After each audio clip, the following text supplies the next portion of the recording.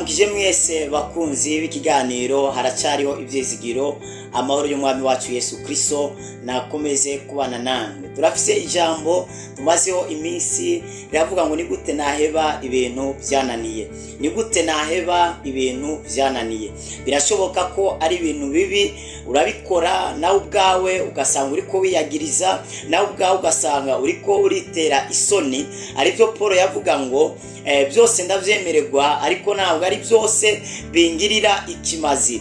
Paul ngera avuga ngo ndashaka gukora icyiza ngariki kibi kanyitangira imbere. Birashoboka ko ari ibintu byiza ubushaka gukora ari kibibi agwasanga nivyo vyakwitangiye imbere. Ni gute rero naheba ingeso yananiye guheba? Nta ngeso nimwe bidashoboka ko wayiheba mu gihe umenye buno buryo ngiye kukubwira. Nta ngeso nimwe, nta kintu na kimwe kitotandukana nawe, nta kintu na kimwe utoheba, nta kintu na kimwe utohagarika. Byose birashoboka kirya ngeso watandukana nayo. Birashoboka ko biga bintu vyakurekura mu gihe umenye rino banga shaka kuguhishurira. Ni gute natandukana n'ingeso yananiye guheba? Ni gute natandukana n'ibintu byananiye? Birashoboka ko watandukana nabyo. Bishoboka ko ari inzoga, bishoboka ko ari tabi, bishoboka ko ari urumogi, birashoboka ko ari ubugoro, bishoboka ko ari ubusamanyi,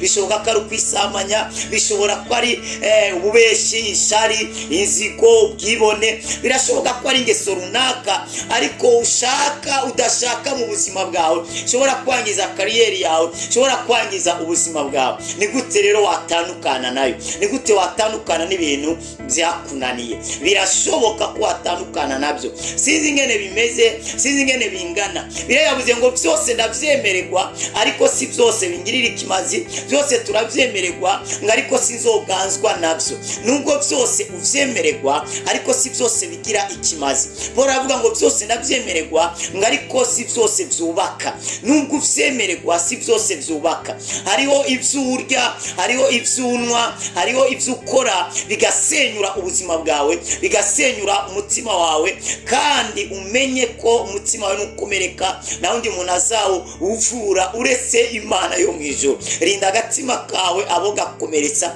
rinda ubuzima bwawe.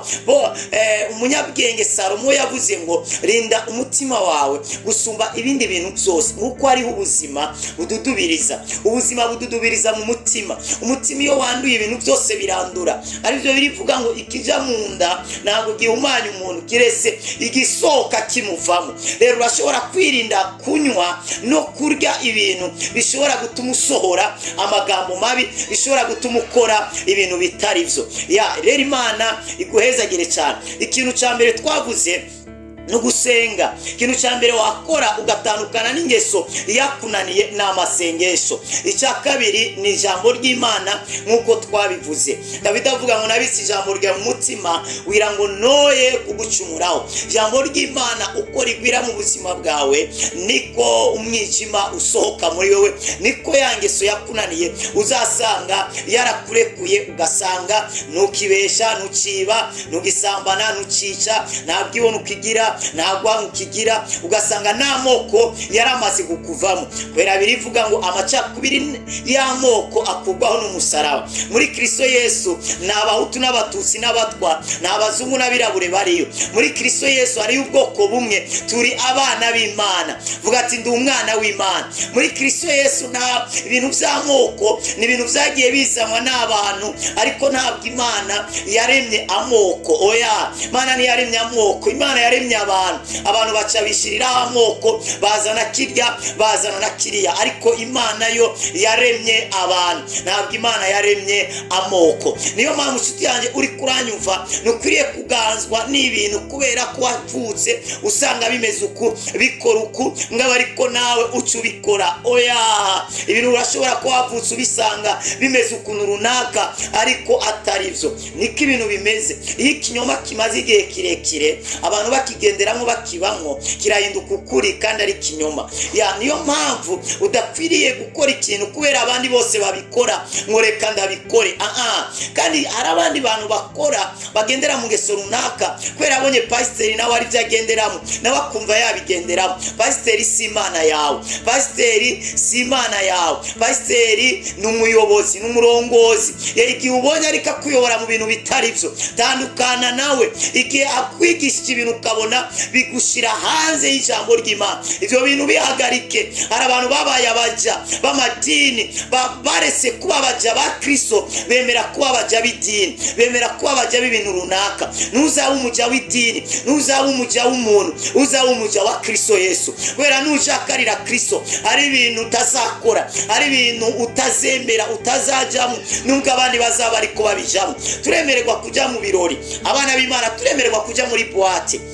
Ujya muri boîte si cyaha. Mbega ninja muri boîte ndahakura iki? Mbega nikenza kuhakura mu mhemu yanjye. Nivuga ko tutarabanya mubiri, turi abantu b'imhemu. Ge wavuka ubugira kabiri biciye mu kwakira Yesu, wahindutse umwana w'Imana, waruvutse ubugira kabiri, wabaye icyaremwe gishasha. Ubuzima bwawe ntabwo bukiganzwa nawe, ariko ni mhemu yera aganza ubuzima bwawe. Wahindutse inzu y'Imana, wahindutse ingoro y'Imana. Ni si wowe uriho, ahubwo ni Kristo ari muri wewe. Rero raba ivyo bintu uri kuraraba. Mbega ngiye kuri YouTube nibihe ndaba, ndeba ibingirira ikimazi. Si amavideo yose usanga kuri YouTube, si amafilime yose uzasangaho, si ubutumwa bwose uzasangaho buzaba bukwerekeye.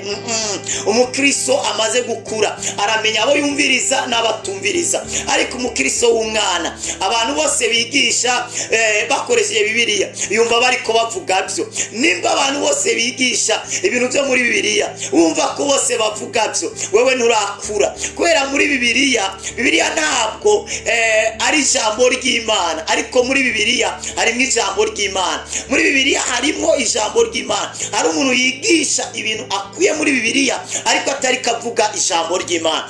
Ijambo ry'Imana rero n'amajambo ahishuwe n'Imana biciye muri mwemu yera, n'amajambo azana gushinduka mu buzima bw'abantu bariko barayumviriza. Ariko apana gushinduka kumera nkuko nakabishaka, ahubwo guhinduka kumera nkuko Imana ibishaka. Ikintu rero cya gatatu twavuze wakora cyagufasha gutandukana n'ingeso yakunaniye guheba, nukugira ni gufata ingingo. Fata ingingo yo gutandukana na kijya kintu utarafatira ingingo bizakugora kugira ugihebe, bizakugora kugira ngo ugihebe. Fata ingingo. Nimba ari ingeso y'ubusambanyi, nimba ari ingeso yo kwisambanya, fata ingingo. Birashoboka kwisambanya kwawe ikibikurura, ikibigukwegeramo nizijya filime ureba z'urukoza soni, za zindi z'amaprono. Nibyo usanga bari kurareba, usanga buri kuraganira n'abashere muvuga ibintu biteye isoni, bitari byo, bitari ibintu byubaka imwemu,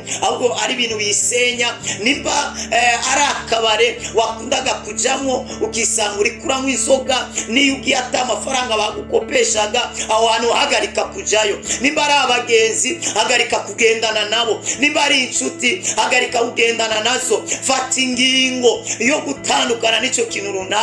Nimba ari inzoga fata ingingo, atuhere no munsi ndahagarise nzanywa amazi. Wanzoga ugiye gusubirirwa n'amazi, watabiwe ugiye gusubirirwa n'ijambo ry'Imana, warumogiwe ugiye gusubirirwa n'ifana. Fata ibintu byose ubifatira ingingo. Nutafata ingingo bazagusengera, bongere bagusengere, bongere bakwigishe, ariko guhinduka bizaba kure. Gutandukana n'icyo kintu bizaba kure, ariko ukaba ukeneye gutandukana n'ingeso runaka, n'ikintu runaka. Icya mbere senga, icya kabiri ba mu ijambo ry'Imana, icya gatatu fata ingingo. Icya kane rero wakora nugutandukana n'abagukwegera muri izo ngeso. Icya kane wakora nugutandukana n'abantu bagukwegera muri izo ngeso. Nagira ngo dusome ijambo ry'Imana mu Bikorino, igice cya mbere Paulo yandikiye Abikorino, ibice 15:33.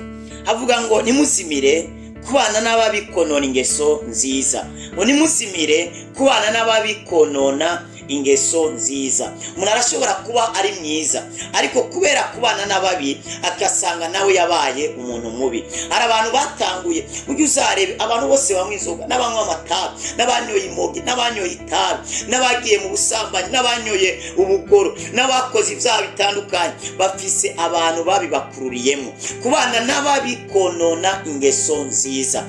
Ukaba ukeneye rero gutandukana n'ingeso runaka, tandukana na birya bintu. Imana yaratubwiye mu ijambo ryayo, ni Yesu Kristo ariko avuga ayo majambo. Aravuga ngo ijisho ryawe ry'iburyo riri gutsitaza rinogore urivanemo, vyakubera byiza kujya mu ijuru uri impumyi hako uja mu muriro kwija amaso yawe yose. Ni kuvuga ngo ijisho ryawe nimba mu kuraba ari byo bituma wisanga wakoze ivyaha, ayo maso yawe yanogore. Uyanogora gute rero? Ntunyumve nabi, ugende uyanogore.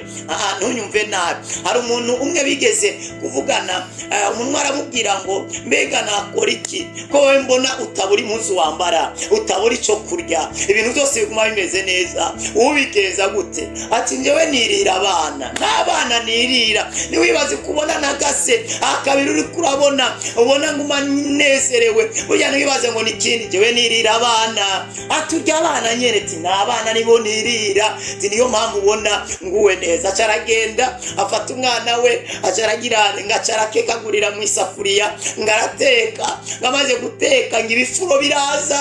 Aca none yagenda arasubira ngereka bimwe wambwira, naragiye ndateka umwana wanje hagumye habiri ibifuro vyarase ko mbonamwo akanyama. Arambwira ati none wewe wagiye guteka umwana? Ati none siko wambwiye? Atoya, sinakubwiye ko ari guteka ushire mu isafuriya. Umwana arakura, uramurera agakura, yamara gukura hanyuma nawe akazakurera nawe. Kujya bavuga ngo urukwavu rurakura maze rukonka umwana, niko nakubwiye. Yawe waciye ugenda kurya umwana wawe, yakubera iki? Yarabyumvise nabi. Hari undi mugabo yabyumvise nabi, munamubwira ngo nakora iki kugira ngo nanjye umugore wanje ankunde nkuko nawe mbona mukundanye.